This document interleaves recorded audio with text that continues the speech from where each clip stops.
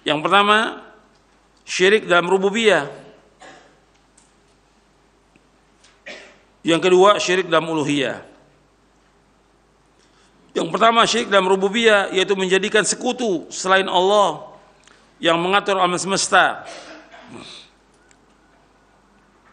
Sebagaimana Allah berfirman dalam surah Saba, surah 34 ayat 22.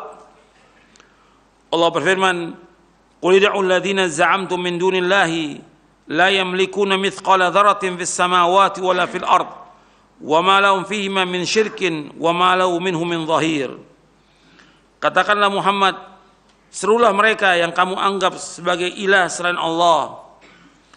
Mereka tidak memiliki kekuasaan seberat darah pun di langit dan di bumi, dan mereka sama sekali tidak mempunyai peran serta dalam penciptaan langit dan bumi, dan tidak ada di antara mereka yang menjadi pembantu baginya. Kita lihat penjelasan tentang ayat ini. Jadi Allah menyuruh kepada Nabi Muhammad SAW, seru mereka yang anggap sebagai ilah selain Allah. Yang kalian berdoa itu kepada Allah, apakah itu batu, pohon, kubur, berhala, atau yang lainnya. Katakan kepada mereka, mereka itu yang kalian sembah selain Allah tidak memiliki kekuasaan seberat darah pun di langit dan di bumi. Yang kedua, mereka sama sekali tidak mempunyai peran serta dalam penciptaan langit dan bumi. Yang ketiga, bahwa mereka tidak menjadi pembantu bagi Allah dalam penciptaannya. Tentang tafsir ayat ini saya sebutkan dalam buku Syarah Kitab Tauhid di bab yang ke-17. Al-Imam Ibnu Qayyim menjelaskan dalam kitabnya Madarijus Salikin di juz yang pertama tentang ayat ini. Kata beliau, di dalam ayat ini Allah telah memutus semua sebab yang dijadikan pegangan oleh orang-orang musyrik. Seorang berbuat syirik menyembah kepada selain Allah karena dia merasa mendapatkan manfaat dari sesembahan tersebut, sedangkan manfaat itu tidak bisa dapat melainkan dengan salah satu dari 4 sifat. Salah satu dari 4 sifat. Yang pertama, sesembahan tersebut memiliki apa yang diinginkan penyembahnya. Yang kedua, kalau tidak memiliki, maka minimal dia menjadi sekutu bagi sang pemilik. Yang ketiga, kalau tidak menjadi sekutu, paling tidak dia menjadi pembantu dan penolong bagi sang pemilik. Yang keempat, kalau tidak menjadi pembantu dan penolong, maka minimal dia mempunyai kedudukan di sisi sang pemilik sehingga bisa memberi syafaat di sisinya. Maka di ayat lanjutannya, di ayat 23-nya, wala tanfa'us syafa'atu 'indahu illa liman adzinalah. Dan tidak bermanfaat syafaat atau pertolongan di sisi Allah melainkan orang-orang yang diizinkan oleh Allah. Jadi ada 4 di sini. Maka dalam ayat ini Allah Subhanahu wa ta'ala menolak 4 martabat ini dengan urut, mulai dari yang tinggi sampai yang rendah. Allah Subhanahu wa ta'ala menolak kepemilikan, persekutuan, pertolongan dan syafaat yang diminta oleh orang musyrik. Kemudian Allah Azza wa Jalla tetapkan syafaat yang orang musyrik tidak mempunyai bagiannya sama sekali, yaitu syafaat dengan izinnya. Cukuplah ayat ini menjadi cahaya, bukti, keselamatan, pemurnian tauhid dan pembasmian syirik hingga sampai ke akar-akarnya bagi orang yang memahaminya. Al-Quran dipenuhi dengan ayat-ayat yang serupa dan yang semisal dengan ayat ini. Akan tapi kebanyakan manusia tidak sadar kalau realita yang mereka alami masuk dan terkandung dalam kategori ayat-ayat ini. Disangka bahwa ayat ini di atas berkaitan khusus dengan kaum yang sudah berlalu dan sudah tidak ada lagi yang mewarisi yang semisal dengan mereka. Inilah yang menghalangi hati dari memahami Al-Quran. Demi Allah, apabila kaum yang disebutkan dalam Al-Quran tersebut sudah berlalu, maka sungguh mereka punya generasi penerus yang semisal dengan mereka, lebih buruk lagi daripada mereka, atau lebih ringan keburukannya daripada mereka. Dan Al-Quran mengenai mereka orang-orang belakangan sebagaimana mengenai kaum yang terdahulu. Dalam kitab Madarijus Salikin di juz yang pertama. Maksudnya, Al-Imam Ibnu Qayyim menjelaskan, orang yang menyembah kepada selain Allah, apakah dia menyembah batu, menyembah pohon, menyembah kubur, menyembah matahari, menyembah benda, menyembah yang lainnya, itu semuanya itu, kubur, benda, batu, matahari, bulan, yang lainnya, tidak punya andil dalam penciptaan langit dan bumi. Itu yang pertama, nggak punya andil sama sekali. Artinya mereka nggak bisa mencipta sama sekali. Sampai Allah menegur, am khuliqu min ghairi syai'in am humul khaliqun? Apakah mereka diciptakan tanpa sesuatu atau mereka yang menciptakan? Nggak mungkin mereka menciptakan, nggak ada yang bisa. Allah yang menciptakan. Yang kedua, mereka nggak punya andil dalam penciptaan, nggak ada yang membantu Allah. Allah sendiri menciptakan langit dan bumi dan seluruh makhluk ini. Yang memberikan rezeki Allah sendiri, nggak ada yang lain. Yang kedua. Yang ketiga, mereka juga tidak punya sekutu atau menjadi pembantu, tidak juga. Dan yang keempat, mereka nggak punya syafaat sama sekali.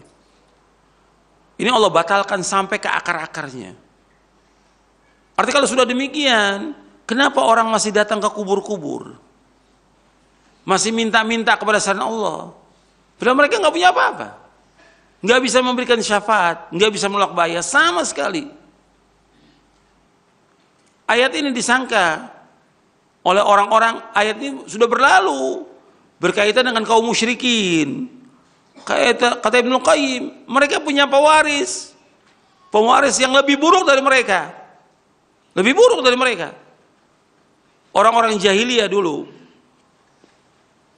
ketika mereka mau meminta kepada selain Allah, ini jahiliyah, ini kafir, musyrik mereka. Mereka lihat dulu orang ini soleh atau tidak, soleh atau tidak, baik atau tidak.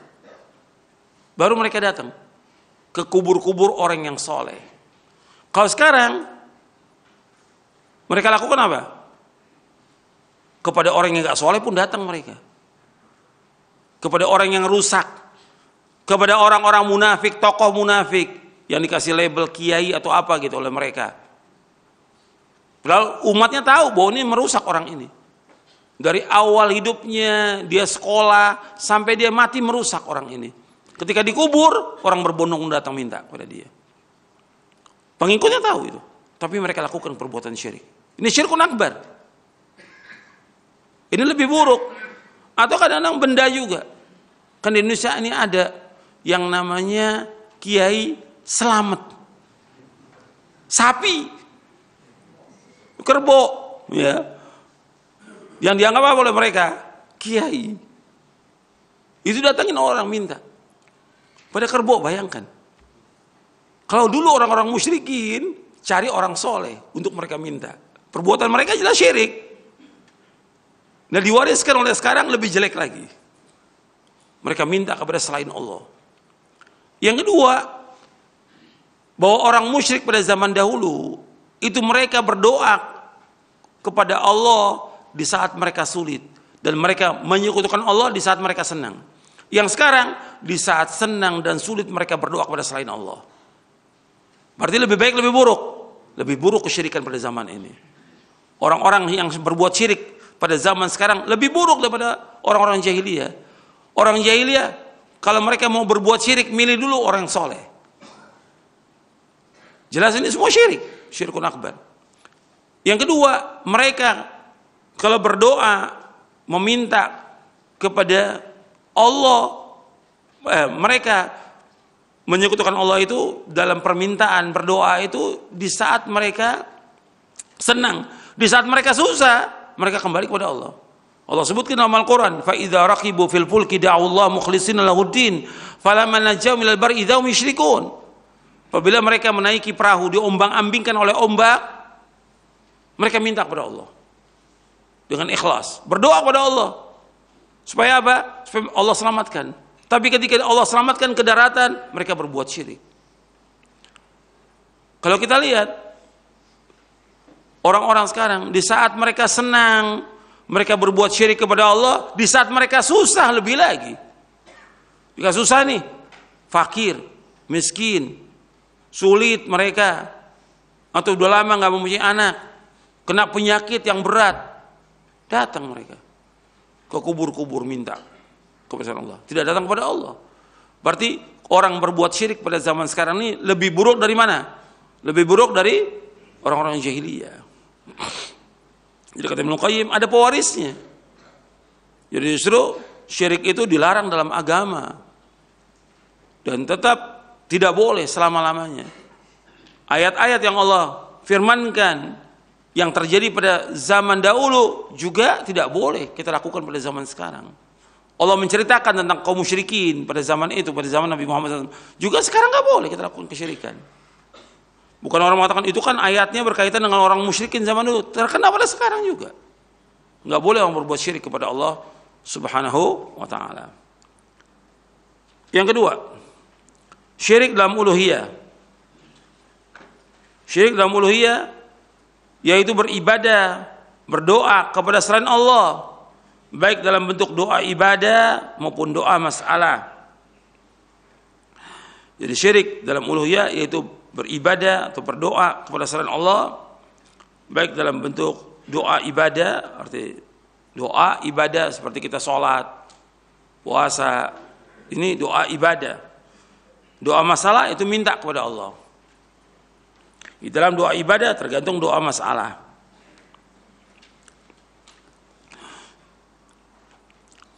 Ini Syekhul Islam membagi demikian, ada doa ibadah, ada doa masalah. Saya juga bahas tentang masalah doa ibadah dan doa masalah ini di dalam buku Doa dan Wirid. Ketika membahas tentang kaidah-kaidah penting dalam berdoa dan berzikir, saya jelaskan itu di halaman 115.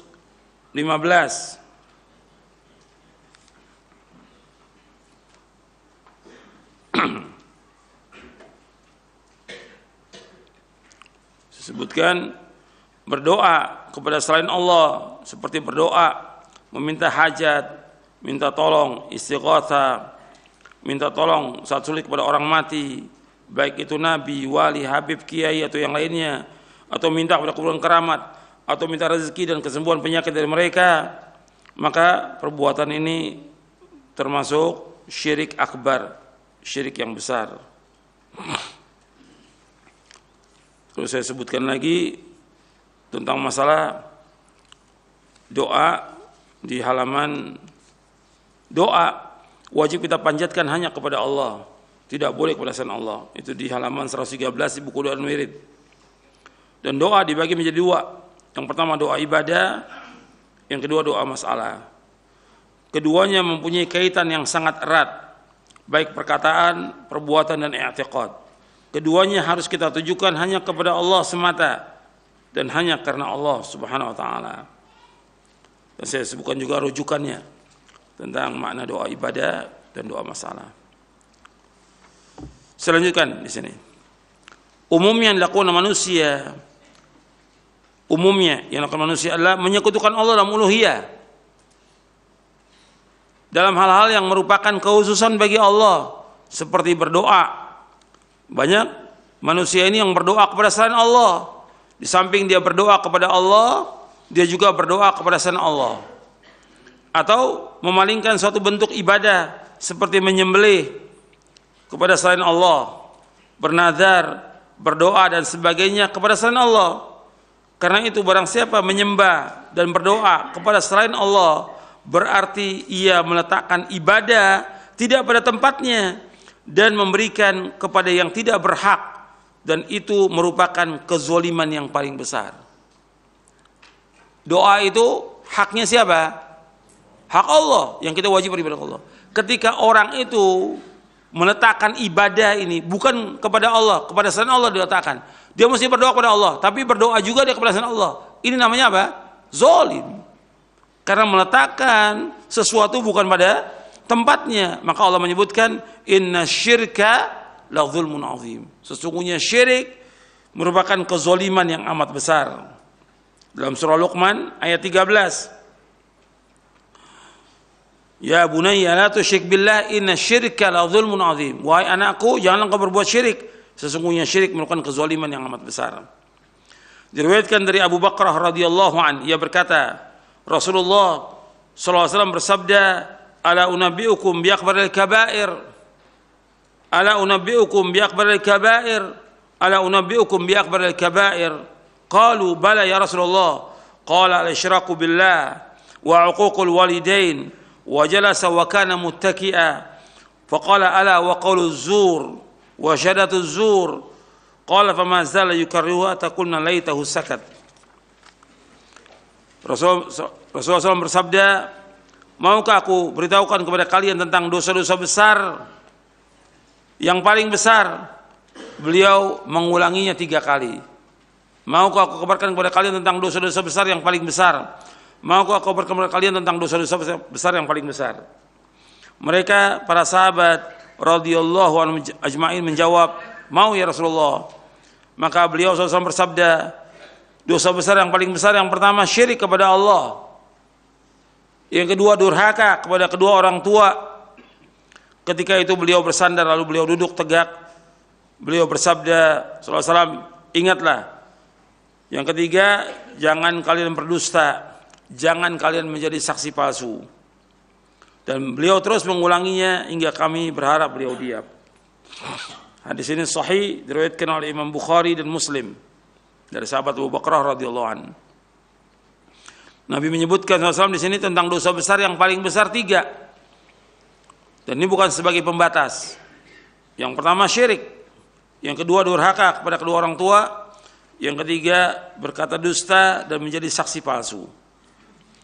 Jadi syirik, menyekutukan Allah, dikatakan dosa besar yang paling besar dan kezaliman yang paling zalim, karena ia menyamakan makhluk dan Khalik pencipta pada hal-hal yang khusus bagi Allah.